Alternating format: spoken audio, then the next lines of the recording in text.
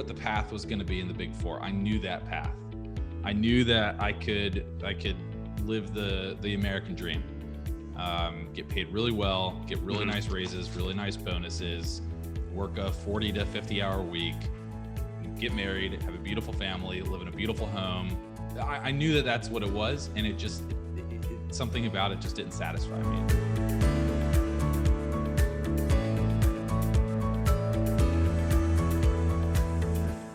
Welcome, everyone, to the Road Less Traveled show. This show is all about people that were successful in an earlier career, then chose to go down a different path.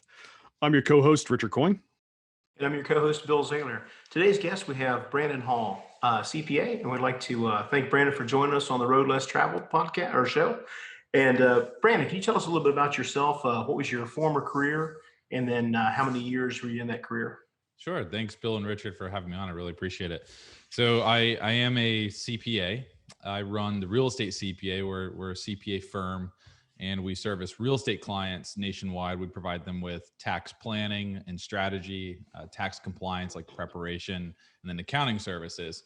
Our firm's 100% virtual, so that's what makes us a little bit unique. We don't have a physical office, and we also don't accept any paper from our clients. So if you send us paper, we'll send it back.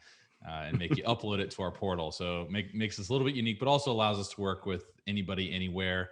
Also on the hiring side too, I can hire employees that live literally anywhere, which is a nice competitive advantage. My prior experience, I worked at the Big Four in consulting. So I worked at PricewaterhouseCoopers and Ernst Young. We were doing federal consulting.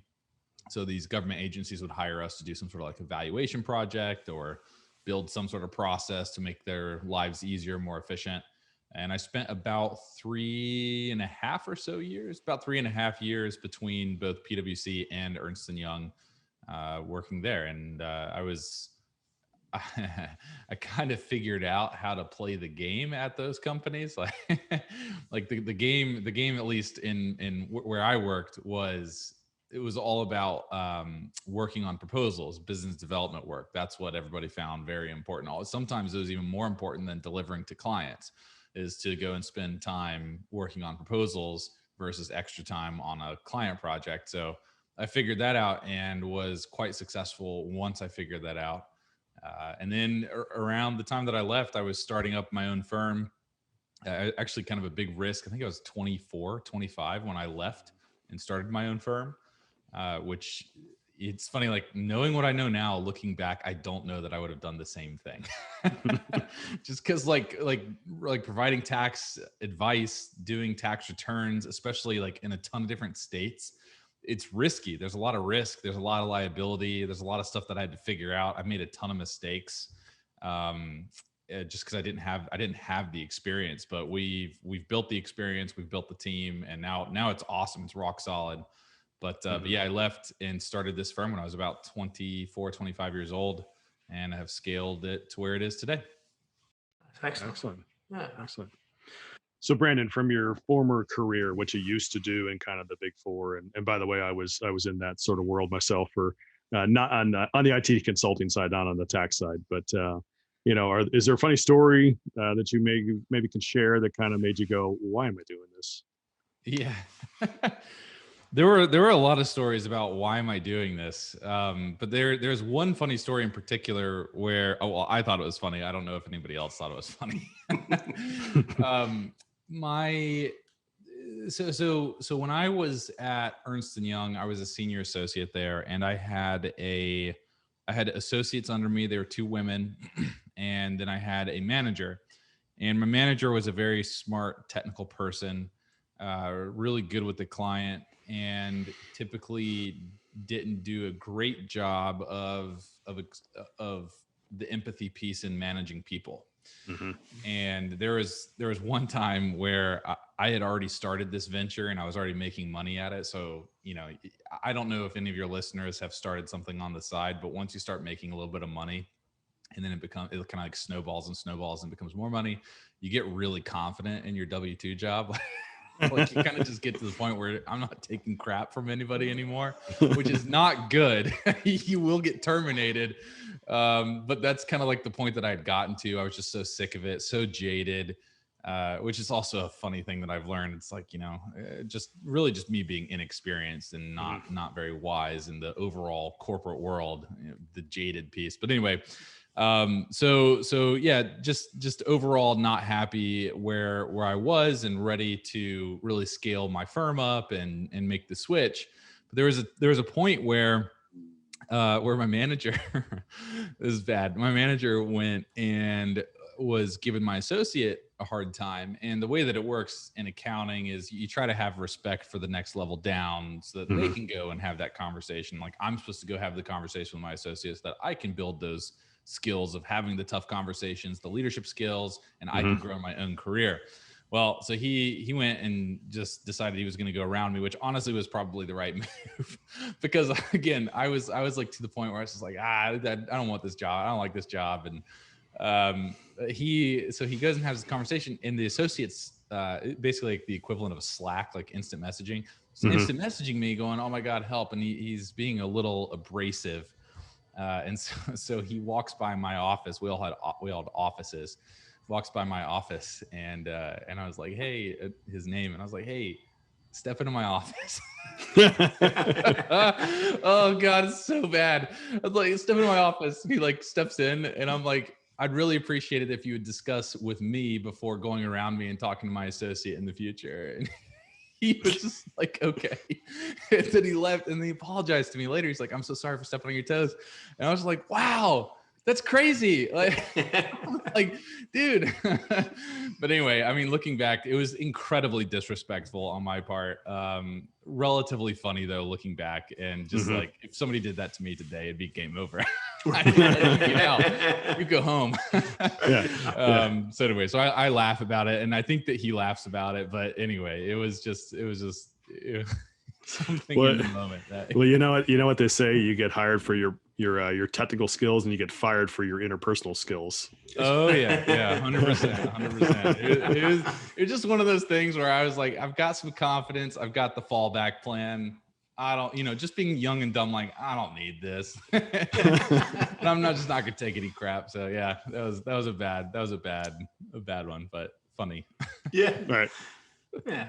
Well, Brandon, what was along those lines, I guess, what was one of the deciding factors in having you change paths you're on to leave the Big Four? There was, a comfortable path and probably something you'd aspired to out of college to go down a different path and be entrepreneurial.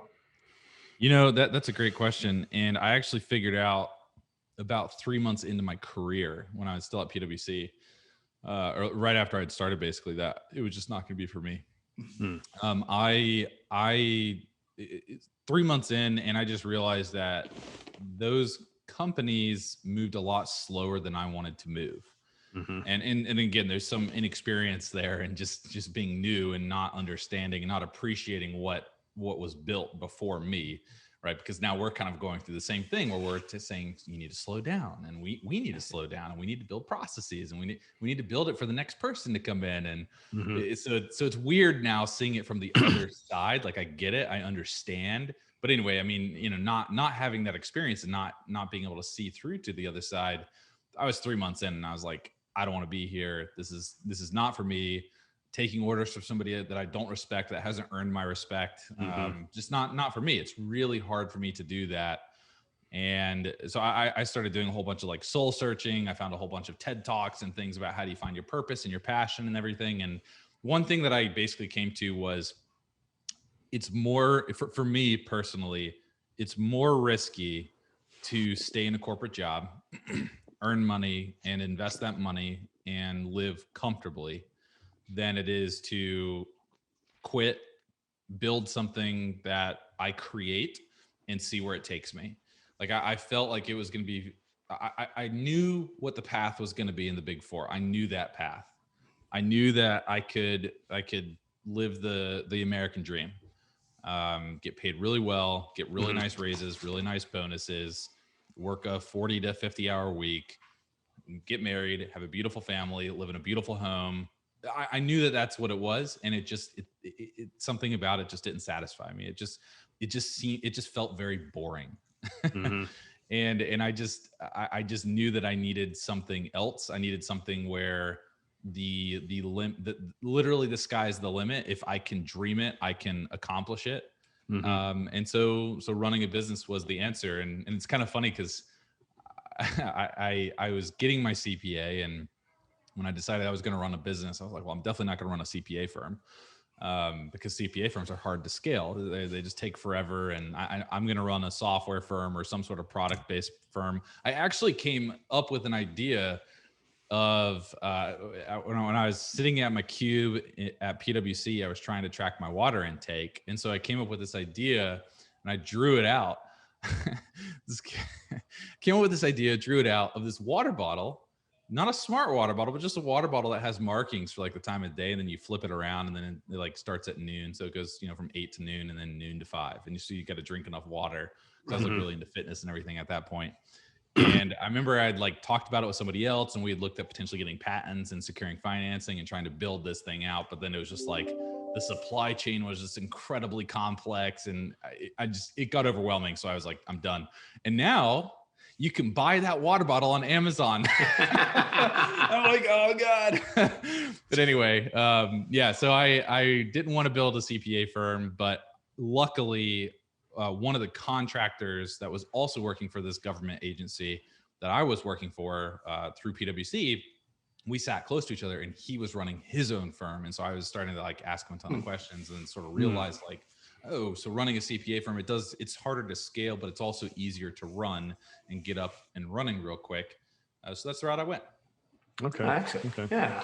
As you were describing the water bottle, I was picturing the helmet with the two things on the either side, and two tubes coming to your mouth. So, yeah, no, I saw when my wife was pregnant with my son, we were looking for water bottles, like just big water bottles, and she found this one that like tracks it per hour of the day. It just got it has the markings on it. She's like, oh, I should get this for you because you don't drink enough water. And I looked at it and I just flipped out. I was like, you kidding me? Are you kidding me? This guy has like 50,000 sales of this unit. Like,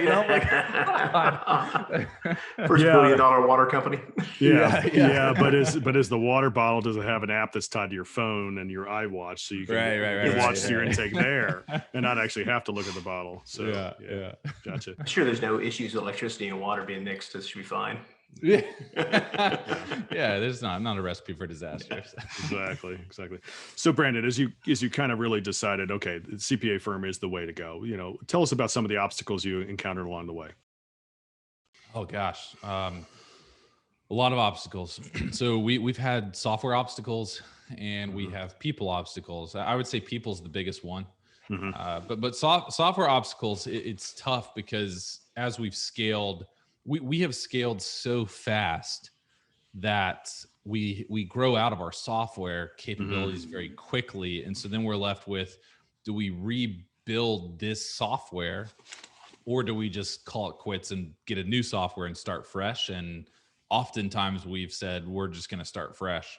And what that does is it just leads to, it was fine at first, but now that our team's so big, it leads to a lot of latency issues. I guess latency is a good way to put it, where it just takes people a long time to adopt the software and learn it, because they think that the next software switch is only 6 months away. And so they're not interested in picking up the new software skills and learning it and really adopting it.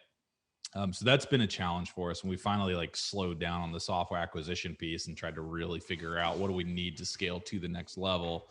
And is this software that we have currently the answer? And it is, but we're still running into we have so much software issues that, I've scarred people with previously. Gotcha. So that's been an issue, but people is also a huge issue. I mean,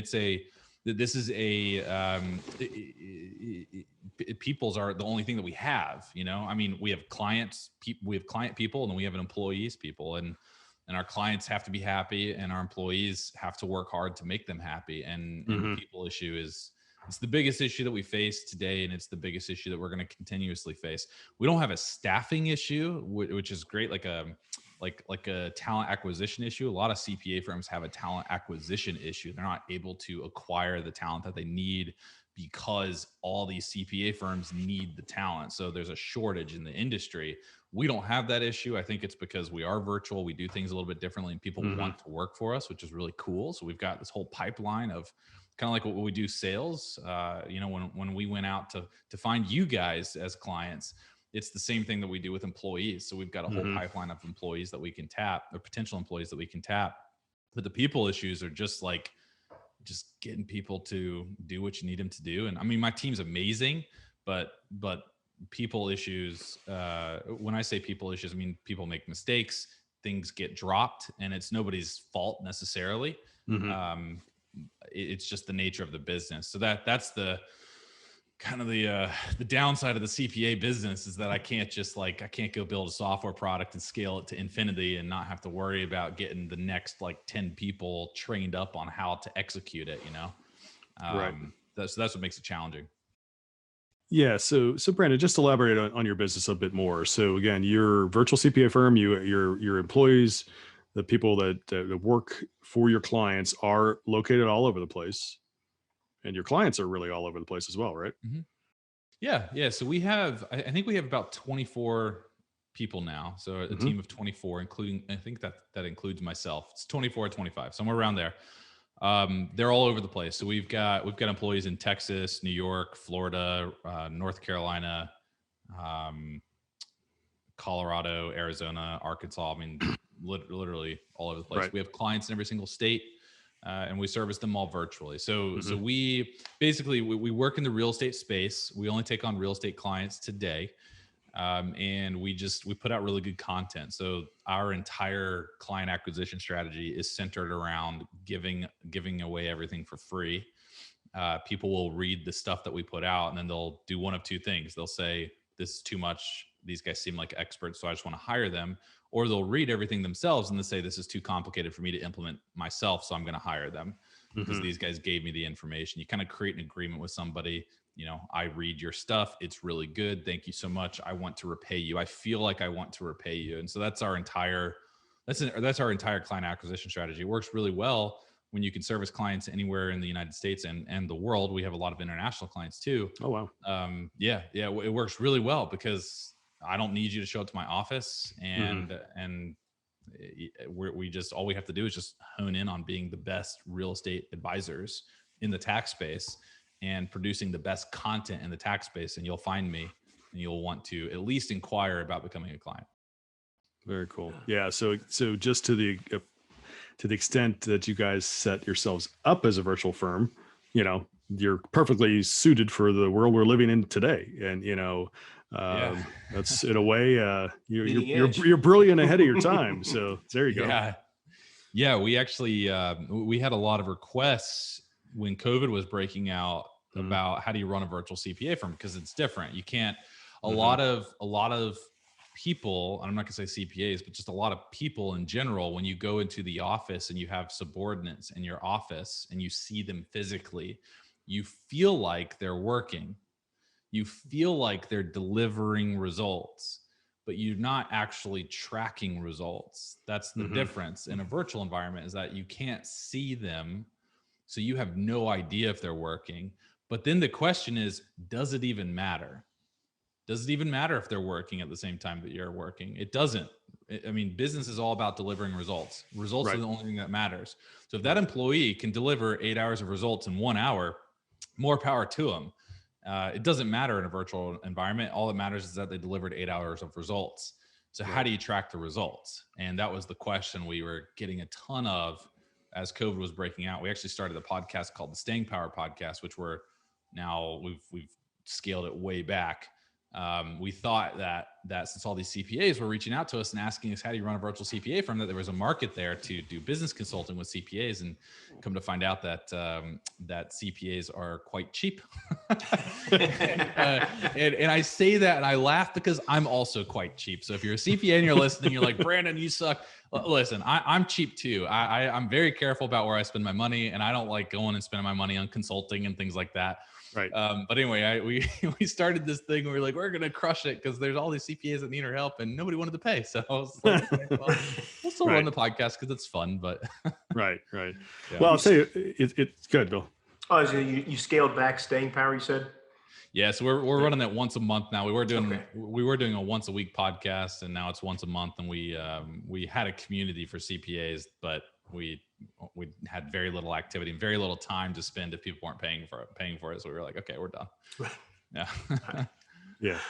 Yeah. So I was just going to say about the virtual aspect of things, that's one of the things that, Bill and I are in two different locations. And, I quite honestly, I've been used to working in a very virtual way for the past 15, 20 years. I mean, my laptop and my mobile phone are in my office. And if I'm in corner in a hotel lobby, or if I'm in my home office, or I'm in a client, or wherever I am, I can keep productive. And, obviously, that's very handy these days. So, yeah. Mm-hmm. Right. Absolutely. Yeah. Yeah. Brandon, on your transition there, as you went from the Big Four accounting firm to your own firm, what was one of the first victories you can recall? Well, so I got on the Bigger Pockets podcast, and that I heard that episode. They too. Yeah. Yep. Yeah. That was a long time ago. That was when I was a baby, but I had been posting on Bigger Pockets, like in the forums a lot, trying to answer people's tax questions. And then at one point I reached out to the Bigger Pockets team. And for those that are listening, Bigger Pockets is an online real estate investor forum. So think of like if you want to go learn about how to invest in real estate, you can go to Bigger Pockets and interact with other real estate investors that are doing it. So you can ask them questions and they can answer the questions. Well, there were a lot of people asking tax questions. So I was jumping on and answering the tax questions as they were being asked. I reached out to Bigger Pockets and was like, hey, you have one CPA who's Amanda Hahn, brilliant CPA. You have one CPA who's writing articles for you. I would love to write articles too. Can't hurt to have two CPAs and two different sets of opinions. And they were like, yeah, great. So I started writing articles. And then finally they asked me to be on the podcast. That was in September 2016, I think was my first podcast appearance. Okay. And it was right before I quit Ernst Young, or maybe right after. I don't know. It was around the time that I was quitting Ernst Young. I was on the podcast and I went from getting about 2 leads a week from Bigger Pockets, like a lead being, hey, Brandon, let's have a consultation. I'm interested in your services. Went from about 2 to 20 overnight. Wow. So from that point on, we had 20 leads a week coming in the door from people that listened to that podcast. And that just like, it basically was the big stepping stone to feel very comfortable leaving my job and building the platform of what we have today. That's excellent. Yeah. And what a perfect spot. I mean, they're all real estate investors. You're a real estate specialist on the accounting side. So, I mean, it's a great alignment there. Yeah. Right. So, Brandon, on your new path in this new world that you're in, do you have a funny story you can share? Funny story? Man, I've got a lot of funny stories. Yeah. All right. So when COVID first broke out, I called my business coach up. My business coach runs a $50 million title company. He's been through the 08-09 crisis. So I called him up and I was like, what do I do? I'm freaking out. The economy's tanking. I'm toast. I've never run a business through a recession. So obviously, we're going bankrupt. It's game over. And he was just like, whoa, chill. He was like, all right, you gotta dial it back. You got to write out a plan. What he did is he said, you got to dial it back.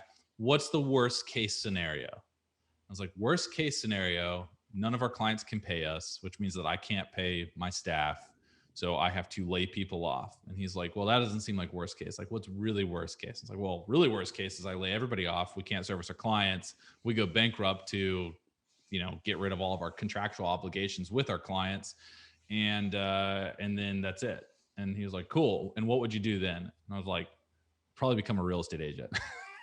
And he was like, why would you be a real estate agent? I was like, I don't know. I mean, I see our real estate agent clients. It seems relatively simple and they're crushing it. They're all crushing it. So like, I'll be a real estate agent. He was laughing. He's like, okay, cool. Well, you have worst case figured out.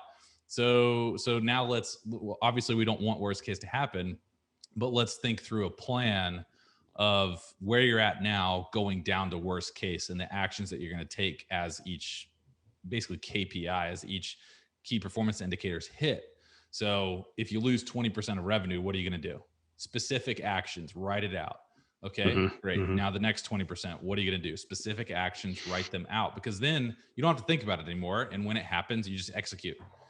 And that was great. That was great. So the funny piece being that I would default to being a real estate agent, and I know that being a real estate agent is not easy. So again, I'm like really doing a bad job here, man. I'm like CPAs are cheap, real estate agents easy. I'm sorry. I know it's tough. I know it's challenging. Anything client service, client facing is a challenging business. So real estate agents, you guys do some hard work. So, but yeah, but it was just good kind of getting the I don't know, the calmness, I guess, the peace of mind that I had an action plan. Hopefully I don't have to implement it, and I didn't have to implement it, but just that I had one in place in case I needed to. Yeah, I think that's critical too. I think having somebody you can fall back on that's been there before, to just their calmness, they've been through it. It's the whole world isn't, collapsing, that's you can get through this but you have to have a plan. You have to measure action. And I think that's critical. Yeah. Definitely. Yeah. Well, where are you today, Brandon, in your journey on your new path? I mean, as you're growing your company, you're adding people, you're scaling. Where are you now, and what the future look like for you? Yeah, well, that's what we're kind of trying to figure out. I think that, so I have 3 partners now. I added 3 partners at the beginning of 2021. And we have a total team of, I believe, 24, 25 now, somewhere in there. We've collectively decided between myself, my partners, and most of the team that we want to scale this thing to $100 million. Now, how do we do that? I have no idea. I don't know that we're gonna be able to do that in real estate specifically, but we're gonna have to look at vertically integrating services like cost segs and 1031s, potentially even title, legal. We're gonna have to look at new niches. So there's other niches right now that we're exploring, potentially entering. So that's kind of where we're at right now. I mean, it's still fun.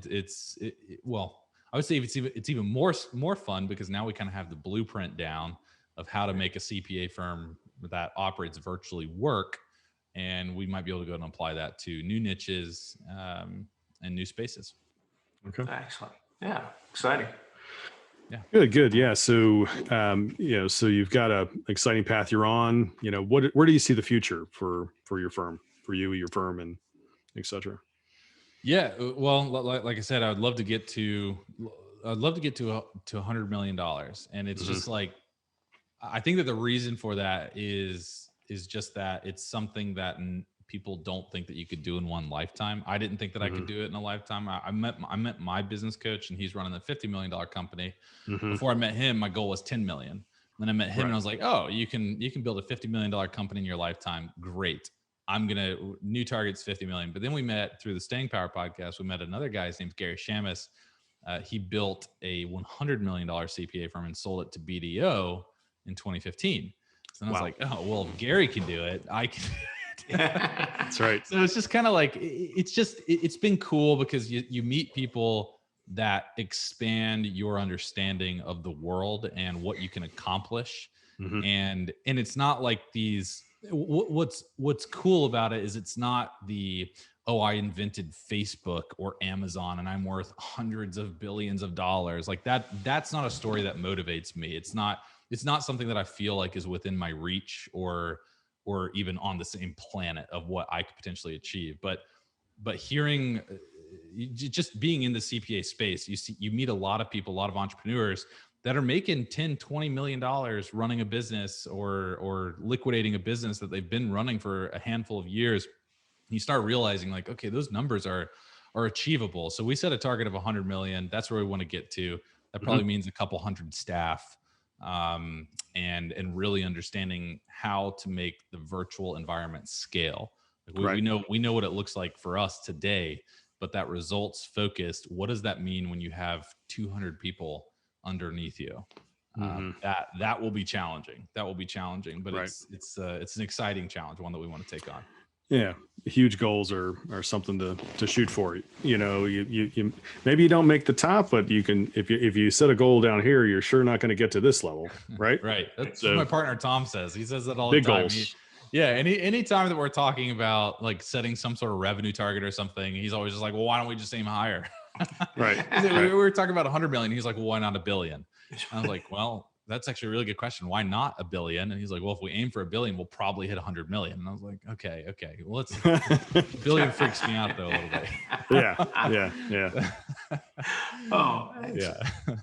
Well, Brent, what's something you've recently implemented in your business that's helped you achieve your goals to scale? Partnership. I mean, just elevating people to a leadership position that they have the capability and the capacity to do, and that they want to do. I can't tell you, I got 3 partners now, and it's great not having to worry about the day-to-day every single day. I mean, still have to worry about the day-to-day, like at least once or twice a week. But before I elevated these guys to partnership, it was me and the business, and that's it. And through elevating these guys to partnership, that left gaps that allowed us to elevate more people and fill those gaps. And we're excited about the people that we're elevating in the firm and the leadership opportunities we're able to provide them with. Right. Yeah. Scaling your business out is something that has to come. And again, an organization that's not growing is going to die. So scaling up and scaling out and bringing more people on to spread the workload is something we're going through ourselves. So yeah. Perfect. And, so and that Brandon, brings up all the people issues that I mentioned, right? I mean, that's where all the, it's not like bad people issues. It's just, okay, we have a person that's supposed to execute this task. Now, how can I elevate them to their highest and best use of their time and their ability? And that's what it really is. That's what the people issues really are. It's like, it's really unlocking the potential in each person separately. But the challenge is that each person responds to something completely differently. So it's like, I akin it to this like 10-dimensional chessboard that you're trying to figure out how the hell you're supposed to move things around to get everybody to understand in their own unique way. But it's a lot of fun. It's a lot of fun trying to motivate people and understand how to get them to understand. And anyway. Yeah. No, I love that phrase, highest and best use. That's what it's all about. Exactly. Yeah. So Brandon, what advice would you give somebody who's contemplating making a change in their path that they're on? I think that the advice that's challenging. My wife asked me recently, what would you give it? She read something to me. It was like on Instagram, and like, knowing what you know now, calling all business owners, knowing what you know now, what advice would you give? And I was like, I have no idea. Don't do it. Okay. Next question. Move on. No, but in all seriousness, I think that being a business owner is not for everybody. I don't think that I think that it's over glorified, and I think that it breaks a lot of hearts. It takes an incredible amount of commitment. Not just it's not about your discipline. It's not about how many hours you can work. I mean, your mental state is extremely important. When you get off the job, how are you going back to your wife and children? And are you zoned in? Are you present, or are you not? And running a business is just so incredibly challenging. So my advice would be, I think business ownership is the way, like the number one way to build amazing wealth and to build a future for yourself, your kids, their kids, their grandkids, and so on and so forth. I have instances of that in my life where people have done that for our family, and it's incredible. It's just so incredible. So I say do it, but time it and know that you're committing to something that the buck stops with you. You at the end of the day are the only stakeholder that decides whether or not something gets delivered across the finish line timely or not. And that's a huge undertaking. So just time it right in your life, your finances, and your family life too. Well said. Excellent. Well, Brandon, what's the best way for the listeners to be able to reach you and learn more about the Real Estate CPA firm? Yeah, so you can go to www.therealestatecpa.com. If you want to connect with me, feel free to connect with me on Facebook. You can just look me up, Brandon Hall, or on LinkedIn, Brandon Hall CPA on LinkedIn. Okay, very good. Thanks, Brandon. We'll put those in the show notes. Well, we'd like to thank today's guest, Brandon Hall, for being on the Road Less Traveled podcast. We enjoyed the discussion and wish you continued success as you scale your business. Thanks, Bill. Thanks, Richard. Really appreciate you having me on. Absolutely. We'd also like to thank our audience. We appreciate you listening, and we also certainly want to thank our sponsors. Remember, the road less traveled may be calling you. We recommend that you listen and take action.